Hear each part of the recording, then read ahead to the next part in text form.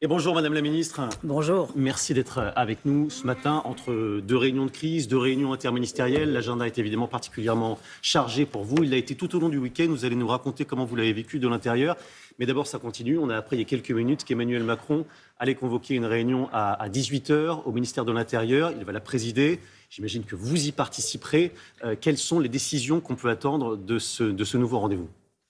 Écoutez, les cellules interministérielles de crise se réunissent depuis samedi soir. La première a été mise en œuvre et présidée par le Premier ministre. Il y en a 2 par jour. Et le Président de la République, effectivement, va présider celle de 18h ce soir. Eh bien, c'est un lieu où nous pouvons coordonner nos actions, où chaque ministère, chaque service de l'État dit quelles sont ses propositions et où la coordination se fait. C'est un lieu stratégique très important. Alors, la catastrophe a pris une dimension encore différente hier quand on a entendu les mots du préfet de Mayotte qui a dit il y aura vraisemblablement plusieurs centaines de morts, peut-être un millier, peut-être plusieurs milliers. C'est un bilan évidemment effroyable, épouvantable. Est-ce qu'à un moment ou un autre, on aura des chiffres un petit peu plus précis ou pas ? Aujourd'hui, nous ne pouvons pas donner de chiffres. Les chiffres que nous avons, c'est 14 personnes décédées. On imagine que c'est peu par rapport à l'ampleur du désastre, mais il ne me paraît pas opportun de donner des chiffres parce que nous ne savons pas.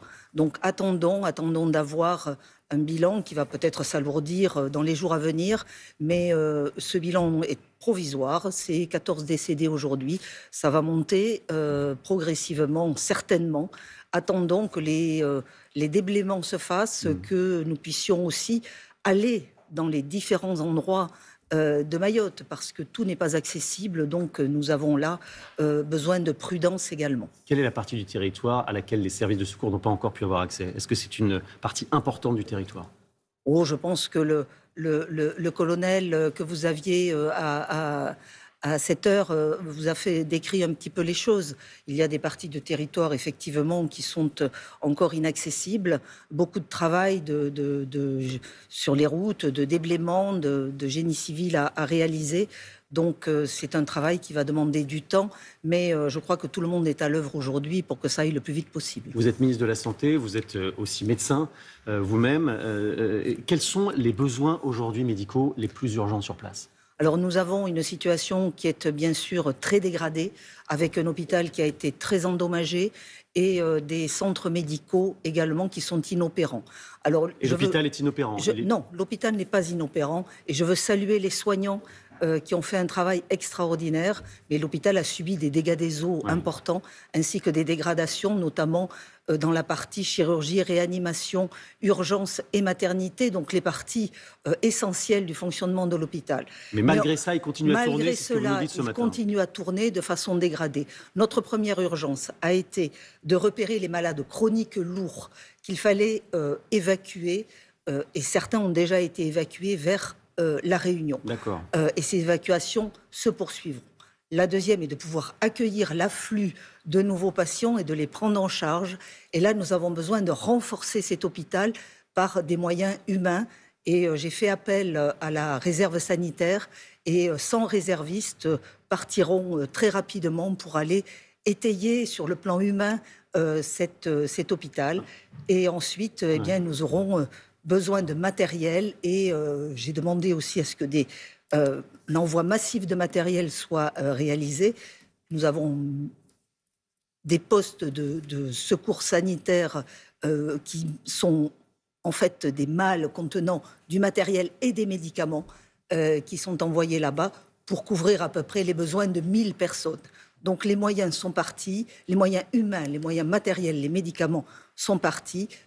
Une partie de la Réunion et une partie de la métropole. Rappelez-nous ce qu'est la réserve sanitaire. Ce sont des médecins qui sont disponibles à tout moment, prêts à partir. Ce sont des soignants, des médecins, des infirmiers, des aides-soignants, par exemple, qui répondent aux appels que nous lançons et qui, bien sûr, sont en fonction, bien sûr, de leurs compétences et des besoins de la situation, sont retenus et ils pourront être déployés là-bas, sur le terrain, très rapidement. Et vous allez voir dans les jours qui viennent, en fonction de l'ampleur des choses, si vous en envoyez davantage. Pour l'instant, vous pensez qu'on est dans la bonne mesure ?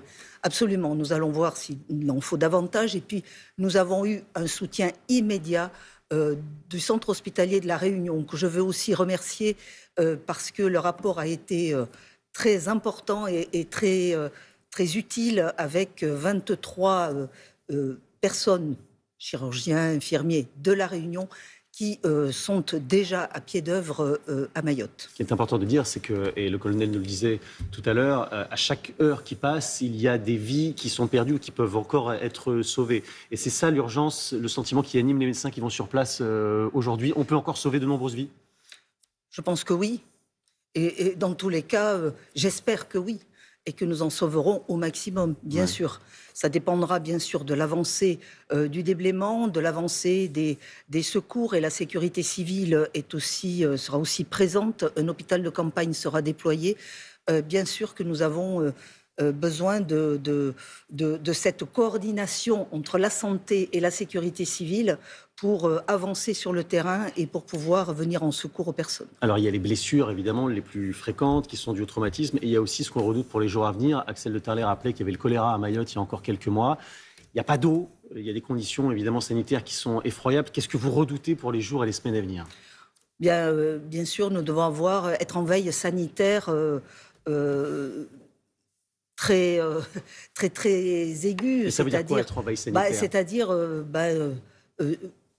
dépister tous les cas possibles de maladies infectieuses qui surviendraient, des cas atypiques liés bien sûr à la consommation de l'eau ou d'alimentation avariée, c'est possible aussi. Et donc nous serons très vigilants dans ce domaine-là pour bien sûr venir en soutien et enrayer toute épidémie qui pourrait se développer. Et vous l'avez dit, le choléra était présent à Mayotte jusqu'au mois de juillet. Parce qu'il faut expliquer que les gens vivent dans des conditions sanitaires qui sont évidemment pas du tout les conditions qu'on peut connaître, notamment en métropole. On est très très loin de ça là-bas. Les conditions sanitaires sont très particulières et c'est vrai que l'accès à l'eau aussi est un vrai sujet puisqu'il y a eu des crises liées à une absence d'eau. Et donc ces deux facteurs sont des facteurs favorisants bien sûr pour développer des vecteurs type choléra. Alors on sait que la situation et le contexte politique est évidemment compliqué. Ça n'a pas empêché la coordination des moyens, le fait d'être dans une situation un petit peu transitoire, d'avoir des ministres qui sont démissionnaires. L'efficacité a quand même été au rendez-vous?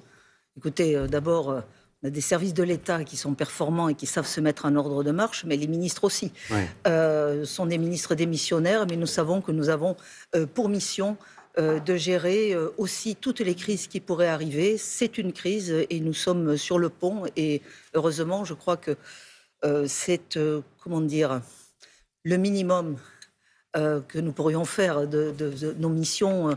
Nos missions sont bien sûr des missions au-delà de la situation politique, des missions pour les Français. Et là, c'est une mission d'urgence qu'il nous revenait de traiter avec beaucoup de vigilance, d'acuité et de sérieux. Et les ministres de l'Intérieur et de l'Outre-mer sont en train d'arriver sur place. Au moment où on se parle, ils sont dans l'avion. Vous avez échangé, vous, avec le Premier ministre François Bayrou sur ce sujet tout au long du week-end ou pas? Non, j'ai échangé avec lui samedi puisque nous étions en cellule de crise ensemble et il est très conscient de la situation, bien sûr. Le ministre de l'Intérieur est sur place et va arriver dans quelques heures sur place. Il évaluera la situation avec le préfet et toutes les autorités locales. Il a pensé à y aller, François Bayrou, aussi, ou pas? Je pense que pour l'instant, le ministre de l'Intérieur est sur place et François Bayrou, je ne sais pas vous dire ce qu'il envisagera dans les jours à venir, mais j'imagine bien qu'il n'est pas insensible du tout au sujet de Mayotte et qu'il s'y rendra quand ce sera nécessaire. Alors, il se trouve qu'il a des rendez-vous aujourd'hui, des rendez-vous évidemment importants, puisque dans son bureau, à partir de 9h, vont défiler les chefs de partis et de groupes parlementaires, en commençant à 9h par le Rassemblement national. Est-ce que vous pensez qu'il pourra dégager une majorité plus solide que celle du Premier ministre qui vous avait nommé, Michel Barnier? Écoutez, moi, je souhaite le meilleur pour mon pays. Je suis...